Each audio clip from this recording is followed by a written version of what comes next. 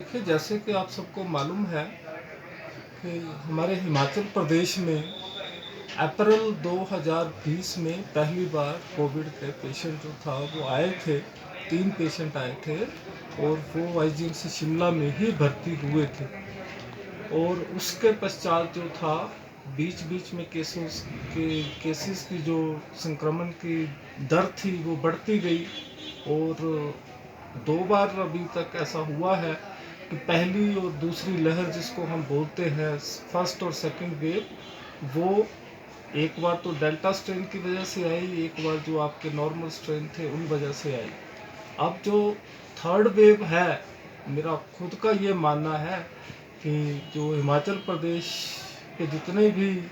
प्रदेशवासी हैं, उन्होंने सभी ने अपनी जिम्मेवारी को समझा। और ये खुशी की बात है कि सबने वैक्सीनेशन के लिए आगे बढ़ चढ़कर हिस्सा लिया, जिसका नतीजा ये है कि उनकी जागरूकता की वजह से आज की तारीख में 100% से ज़्यादा जो वैक्सीनेशन है वो हिमाचल की पॉपुलेशन की 18 से ऊपर का जो आयु वर्ग है उसकी की जा चुकी है। तो जो लोगों में एक गलतफहमी ये आ रही है कि मैंने वैक्सीन लगा ली है तो अब मुझे इन्फेक्शन नहीं होगा, तो हम ये बार बार ये बात समझा रहे हैं मीडिया के माध्यम से आप लोगों को। मीडिया भी इस पर काफ़ी ज़्यादा विचार विमर्श कर रहा है कि वैक्सीन का मतलब ये नहीं है कि आपको इन्फेक्शन नहीं हो सकता। आपको इन्फेक्शन हो सकता है, परंतु आपको लाभ ये है कि जो बीमारी का स्तर,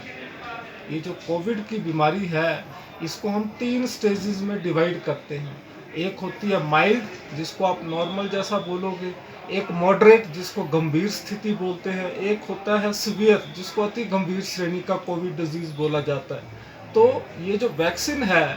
ये आपको अति गंभीर या गंभीर वाली श्रेणी में का इन्फेक्शन होने से बचाती है। तो ये जो थर्ड वेव है, थर्ड वेव को कोई भी इंसान, कोई भी संस्था जो है वो प्रेडिक्ट नहीं कर सकती, क्योंकि इन्फेक्शन का फैलना ना फैलना ये लोगों के व्यवहार पे डिपेंड करता है। अगर हिमाचल प्रदेश के जो लोग हैं वैक्सीनेशन के लिए इतने ज़्यादा जागरूक थे और अपना जो जिसको हम कोविड अप्रोप्रिएट बिहेवियर बोलते हैं, मास्क का लगाना, 2 गज की दूरी रखना, भीड़ भाड़ वाली जगह पे नहीं जाना, साफ सफाई का ध्यान रखना, इसको भी अपने प्रचलन में लेकर आते हैं, तो ऐसा कोई कारण नहीं है कि हिमाचल में थर्ड वेव उतने ज़्यादा केसेस जो हैं पहले की